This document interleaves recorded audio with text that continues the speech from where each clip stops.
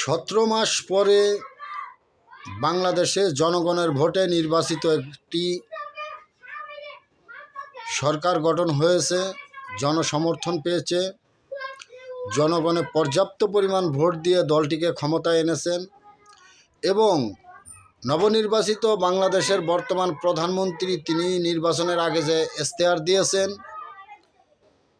আমার বিশ্বাস এই ইশতেহারের প্রতিটি কথা তিনি বাস্তবায়ন করবেন দেশের স্বার্থে, জনগণের স্বার্থে ও মৌলিক স্বার্থে, যাতে দেশের জনগণ আগামী দিনগুলোতেও এই দলটিকে সুসংগঠিত করে দেশের ভাবমূর্তি ভালো রাখে এবং জনগণের মঙ্গল কামনা করবেন।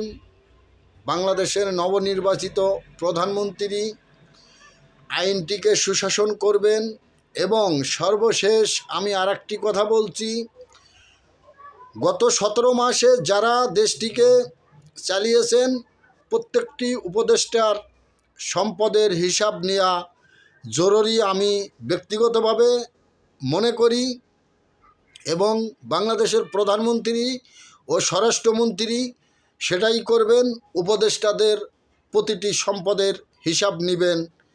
তাহলে দেশের জনগণ স্বস্তি পাবে, দেশের জনগণ বর্তমান সরকারের প্রতি আশা রাখবেন যে না, দেশে ভালো কিছু কাজ হবে।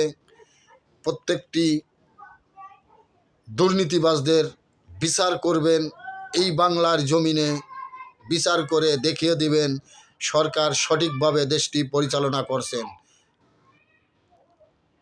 নবনির্বাচিত প্রধানমন্ত্রীকে জানাই আন্তরিক অভিনন্দন ও শুভেচ্ছা ও স্বরাষ্ট্রমন্ত্রীকে জানাই আন্তরিক অভিনন্দন ও শুভেচ্ছা। ধন্যবাদ সবাইকে।